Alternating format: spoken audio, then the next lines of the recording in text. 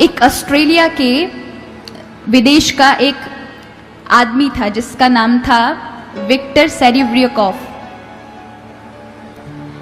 तो ये जो व्यक्ति था, ये जब अपने स्कूल गया तो 15 साल की आयु में ये बड़ा मंदबुद्धि था और बच्चों की अपेक्षा ये 3 बार फेल हो गया एक ही कक्षा में।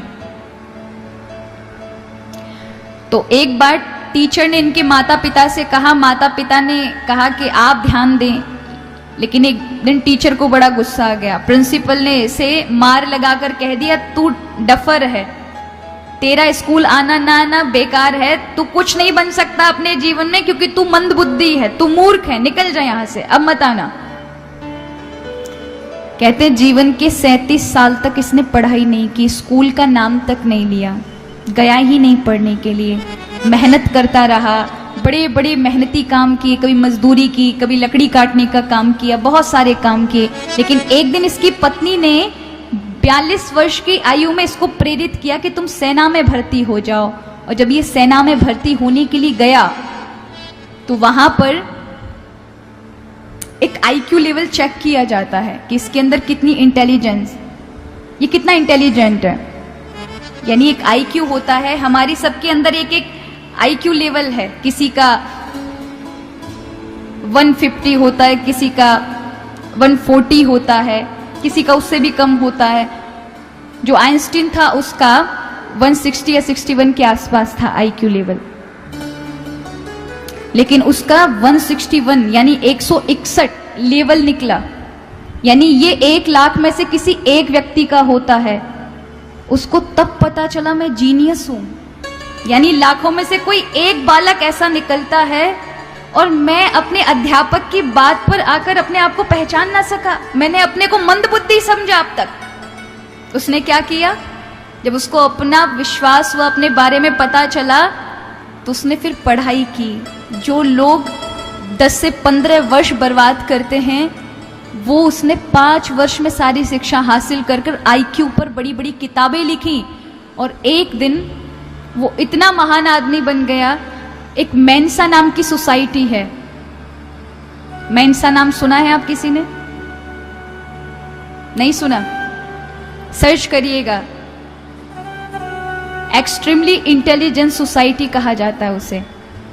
मतलब यानी जितने भी बुद्धिमान लोग हैं संसार में, वो जो संस्था है वो ऐसे लोगों को चयन करती है और अपना सदस्य बनाती है जो सबसे ज्यादा बुद्धिमान होता है। और इस समय उस संस्था के पास अब तक 1 लाख सदस्यता है, यानी पूरे विश्व भर में 1 लाख बुद्धिमान, सबसे बुद्धिमान इंसानों का उन्होंने आईक्यू लेवल चेक करके अपनी संस्था का सदस्य बनाया है। उस संस्था का वो चेयरमैन बना और पूरे विश्व भर में उसने नाम रोशन करा। कब किया? और ये नाम रोशन की जो प्रोसेसिंग थी मात्र 15 वर्ष के अंदर हुई उसके जीवन के। आप विचार करें कि एक आदमी जो कुछ भी नहीं था लेकिन अपने आप को जान पाया तो कितना बड़ा इंसान बन गया कि विश्व भर में आज उसे लोग जानते हैं। वो अब नहीं रहा लेकिन फिर भी उसके नाम से बड़े बड़ी चीजें लिखी जाती हैं। क्यों? क्योंकि उसने अपने अवचेतन मन को परिश्रम में लगाया। अब अवचेतन मन को कैसे जगाएं? उसके लिए आप जिस लक्ष्य की ओर अपने, अगर आपने बहुत सारे लक्ष्य बना रखे, कई युवा इसलिए लक्ष्य तक नहीं पहुंच पाते क्योंकि उनको संदेह होता है कि हमने जो राह चुनी है इससे अच्छा मेरे मित्र ने जो चुनी थी वो चुनना चाहिए था, मैंने इंजीनियर बनने का सोचा है, मुझे डॉक्टर, तो भटक जाते हैं। फिर ना तो वो लक्ष्य तक पहुंच सकते हैं, ना ही ये प्रकृति और परमात्मा आपका साथ दे सकते हैं। तो आप अपना एक निर्णय लें, आप क्या बनना चाहते हैं। अगर आप अध्यात्म राह में आना चाहते हैं तो फिर उसके बाद कोई दूसरी राह नहीं चुननी है, ये मन में आने ही नहीं चाहिए। लक्ष्य एक होता है। जो लक्ष्य बार बार बदल रहे हो, वाकई अभी आपको सोचना चाहिए उसकी ओर कि आप लक्ष्य पर नहीं हैं। जहां आपको उस लक्ष्य के प्रति लगाव, प्रेम नहीं है, समझिए आपका वो लक्ष्य है ही नहीं। जिस लक्ष्य के लिए हमारे अंदर प्रेम होता है वही हमारा लक्ष्य होता है। लेकिन जिस लक्ष्य को लेने के बाद भी अनेक बातें आती हैं कि ये भी हो जाता, ये भी हो जाता, हमने कहीं गलत निर्णय, तो आपका लक्ष्य नहीं। अभी आप डिसाइड करें, निर्णय करें, सोचें आपको प्रिय क्या है, वो आपका लक्ष्य होता है।